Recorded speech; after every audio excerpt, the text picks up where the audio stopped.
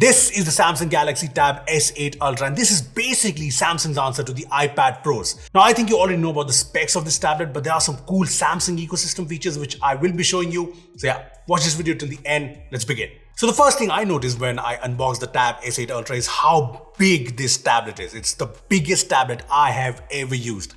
I mean, here it is next to the Galaxy Tab 8 to give you an idea about the size, and you can see the difference. The screen size here is 14.6 inches, which is basically the screen size you expect from laptops, not tablets. Now, this size means using this as a tablet takes some getting used to, but the flip side of the size is that you get a massive Super AMOLED panel that looks absolutely gorgeous. It's the ultimate display experience. Just look at it. It's a big bold display with very narrow bezels. The colors are beautiful, the blacks are really deep, and this has an aspect ratio of 16:10, which makes it apt for watching shows and movies. And boy, the movies and shows look stunning on the screen. There is obviously the wide angle license, and there's also HDR support in apps like Netflix, so it's got everything covered. Now, if you're wondering, I think this display is equally good for productivity. The text looks sharp, it's bright, the color accuracy is good if you want to do some photo editing or video editing.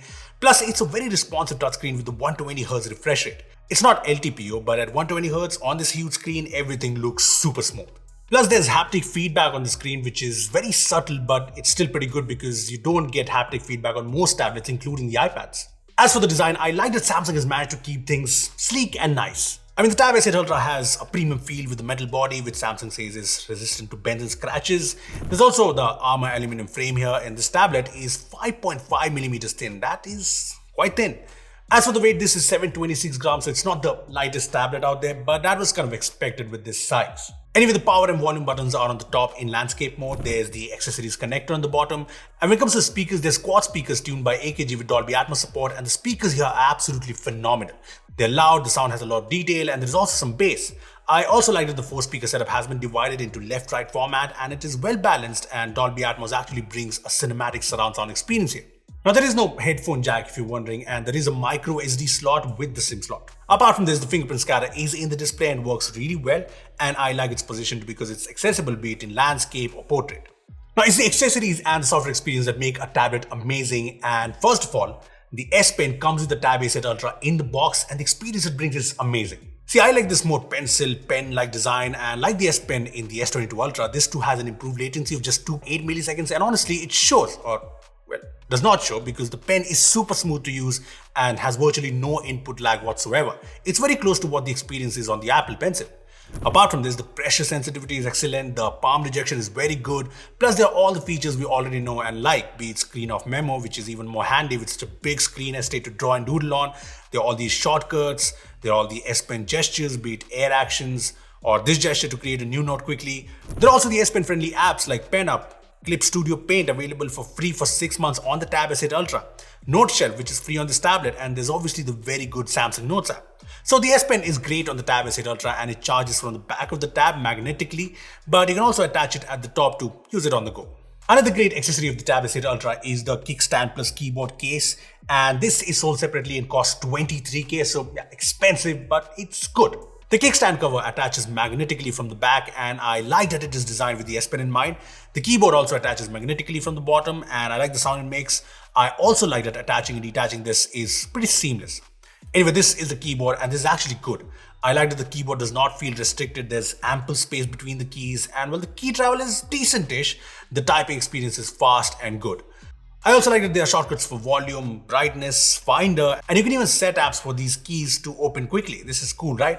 There's also a dedicated key for Samsung DeX, which actually makes this keyboard a lot more useful. I mean, there's so many useful shortcuts. You can switch between apps with Alt-Tab, you can snap windows to the left and right, you can go home with the keyboard shortcut. Yeah, these are very handy.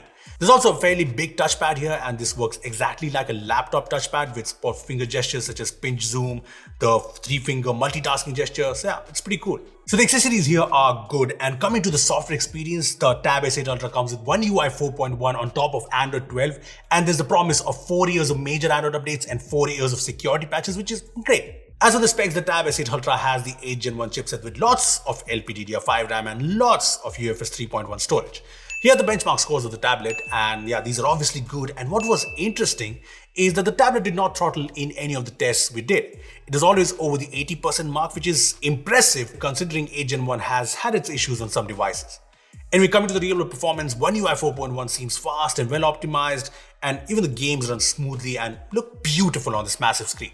Here's Asphalt in action, which is very smooth, and yeah, you can see how good it looks.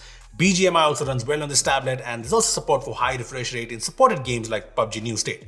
Now, with the size of this tablet, gaming for a long time is not very practical, but the game performance is definitely very good.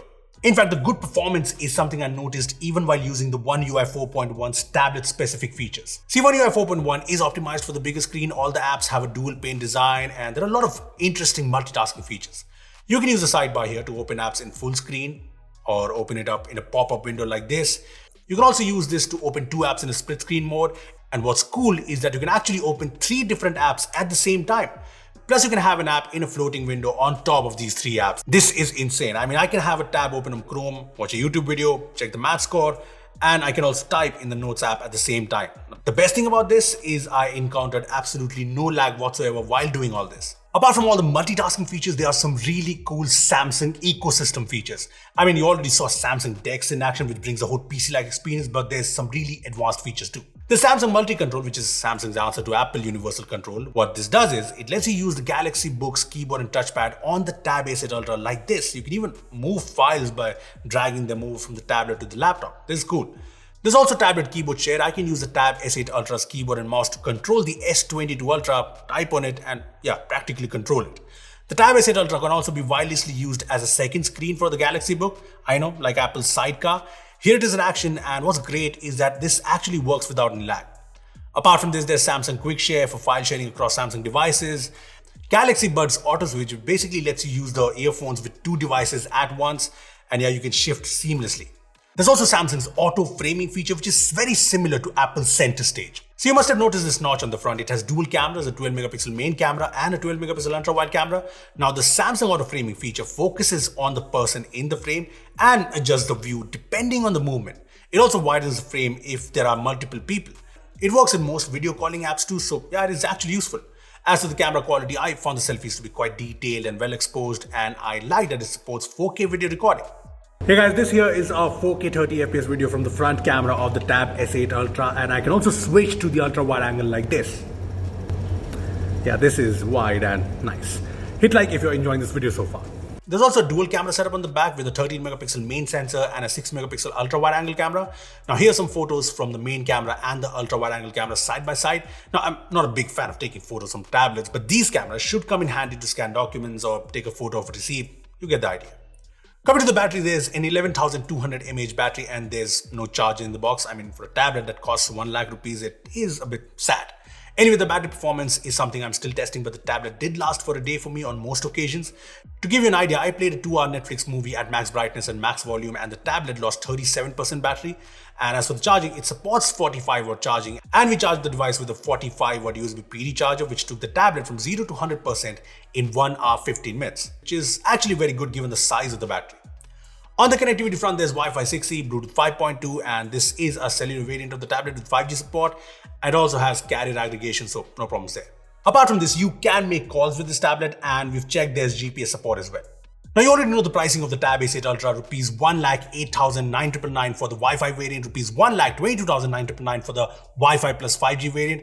So yeah, the Tab A8 Ultra is in the iPad Pro segment of high-end feature-packed tablets. Now we don't have an iPad Pro to compare this with, but this does bring some major USPs. The massive 14.6-inch AMOLED display is amazing. It's awesome beat for multimedia productivity. The speakers are loud and great. The performance is flagship grade. The software experience is well optimized for tablets, be it for multitasking or for productivity, especially with DeX. And the effort to create an ecosystem is noticeable in features like multi-control, keyboard share, etc. Plus, the accessories are great, be it the keyboard or the S Pen, which comes in the box. Now, there are a few quirks too. The price is obviously high, and this size is obviously not for everyone. There's also no charger in the box. The keyboard cover is kind of expensive at 23K, and some Android apps like Reddit or Instagram still don't play well on tablets. Having said that, there's one thing that I'm sure of. The Galaxy Tab S8 Ultra is the most powerful Android tablet you can get. Anyway, I want to know your thoughts on the Galaxy Tab S8 Ultra. Do you want us to compare it to the iPad Pro? Comment down your thoughts below. Also give this video a like, make sure to share it, and subscribe to our channel for more amazing tech videos. That's me signing off. Thanks for watching, and I will see you in the next one. Here's how to shoot with 2 cameras together on iPhone. all you have to do is install Double Take by Filmic Pro and